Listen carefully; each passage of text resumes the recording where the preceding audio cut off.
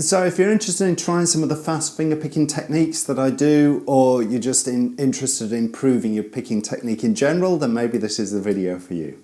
Hi, I'm Steve. I love playing the guitar, I love exploring it, I love understanding the fundamental principles behind it, exploring new techniques, new ideas, and then sharing them with you in my weekly videos. So if that's something you're interested in as well, then feel free to subscribe.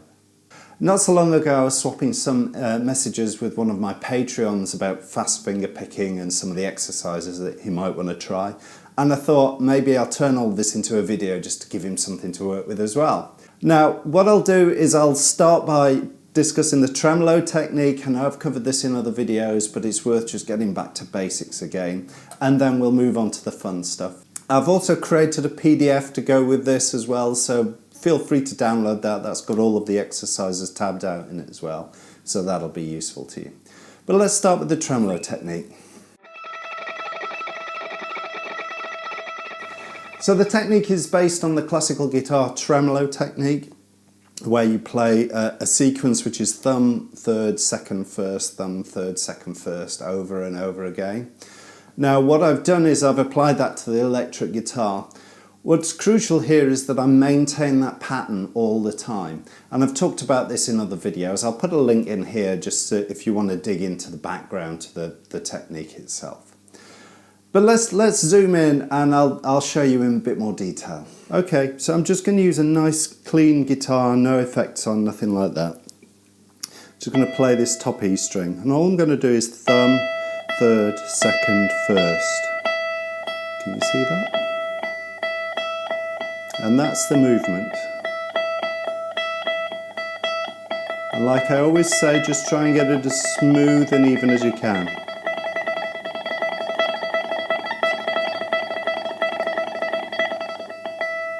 That's it.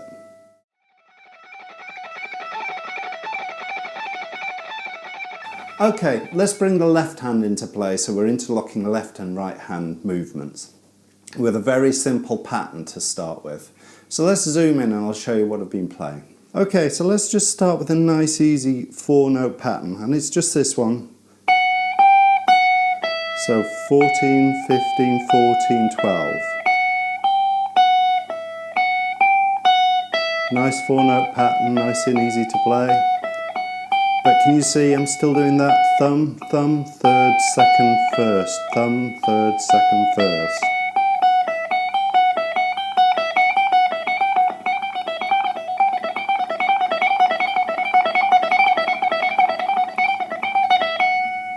Okay, let's get all of the fingers involved this time. We'll stretch out the little finger and play a little 4-note descending line. Let's have a look. Okay, again we're up on the 12th fret, but all we're going to do this time is stretch out to 17, 15, 14, 12.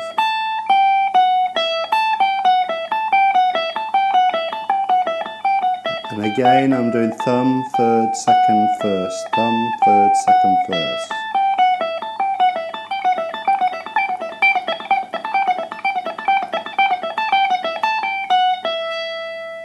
And of course, there's no reason why you can't just turn that round and play an ascending line as well. The thing to notice here is that I'm still following that thumb, third, second, first, even though the line's changed with my left hand, my right hand is doing exactly the same pattern. Let's have a look. So we're going to play the same notes as before, but reversing the direction. But can you see, I'm still playing thumb, third, second, first, thumb, third, second, first.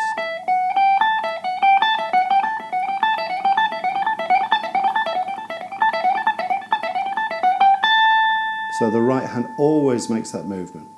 Okay, let's mix them up a bit. We're going to do the first pattern and the second pattern and just alternate between the two. And you should notice though that even though I'm playing a bit more of a complicated line with my left hand, my right hand is still doing that same thumb, third, second, first, thumb, third, second, first pattern.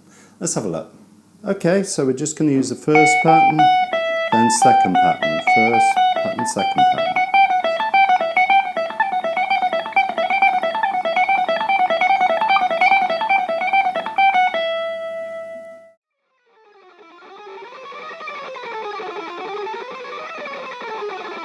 Okay, let's introduce some of the other strings now.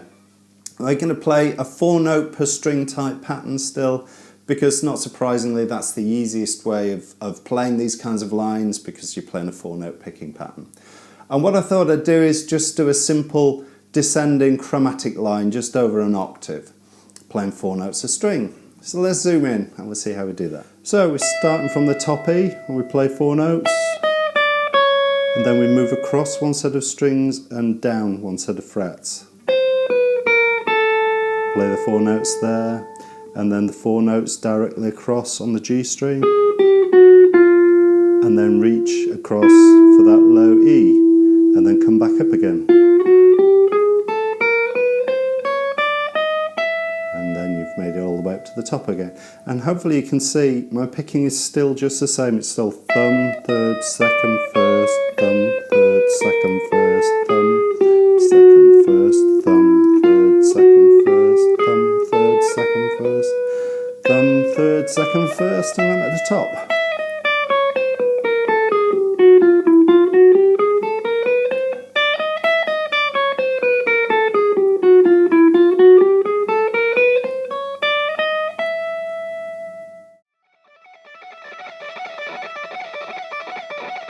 Okay, now let's make things a little bit more awkward. We're going to introduce some string crossing within the pattern as well. There are 4 different phases, there are 4 different ways of doing string crossing, and these 4 patterns that I'm just about to introduce show you all 4 of them. You're going to find these really quite awkward, because you find, certainly if you come from a traditional finger picking background, your thumb always plays the bass line and the fingers always play the treble notes. Whereas if you're using this fixed picking pattern, you can find that your picking's flipped upside down. So a lot of the time the thumb's playing the highest notes and maybe the middle or the ring finger are playing the lowest notes. Let me show you what I mean. Okay, so things are going to get a bit more tricky now.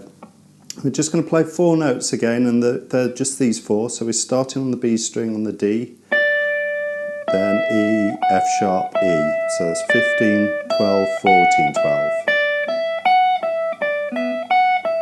Hopefully you can see my thumb's playing that low note, and then third, second, first. So it's still thumb, third, second, first.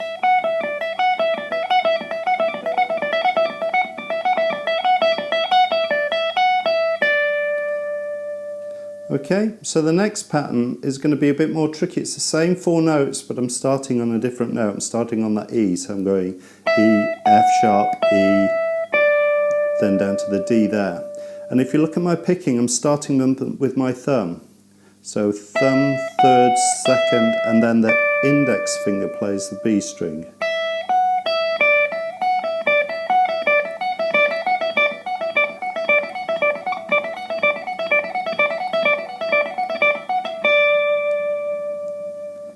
The third pattern, again, same 4 notes, we're going to start on the F sharp.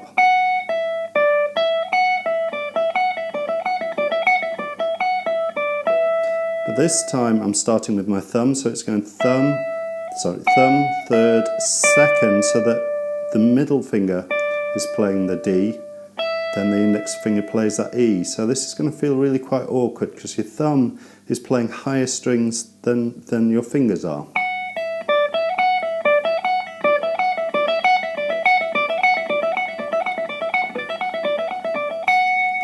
So it feels back to front, but you can do it, as you can see. And then the final pattern, we start with the thumb on the E string, thumb, and then the third finger plays that low note, second finger plays the E string, first finger plays the F sharp.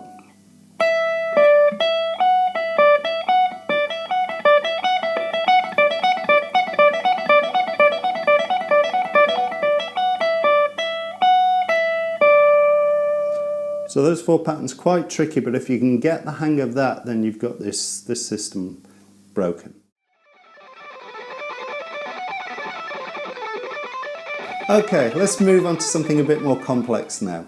Ascending and descending 4s. Now we're just going to focus on a small part of the full scale that you can do here, just maybe crossing 2 or 3 strings. But there's enough here to tax you, and if you can get this pattern right, you've got all of the skills that you need to be able to cross all of the strings.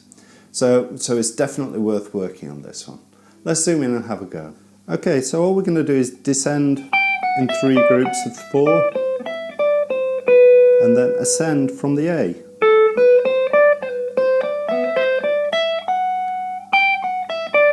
So we're just looping around this pattern.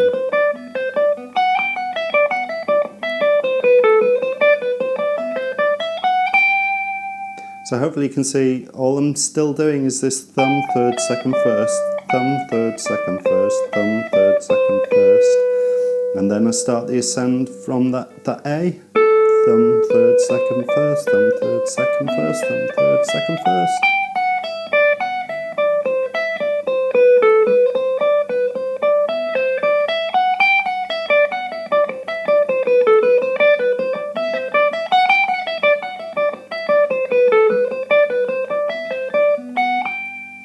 And if you can do that, if you can get the hang of that, then you've got all of the skills you need really to make it all the way across all 6 strings if you want to. Now obviously I'm just scraping the surface of a technique like this in just one video. So I'll try and build out a few more of these and take the technique in a few different directions to sort of give you some more skills around this. Feel free to ask any questions that you may have about this. Obviously if you're supporting me on Patreon, reach out to me on there. Don't forget there's the PDF to download as well. Otherwise, we'll chat next time. Goodbye.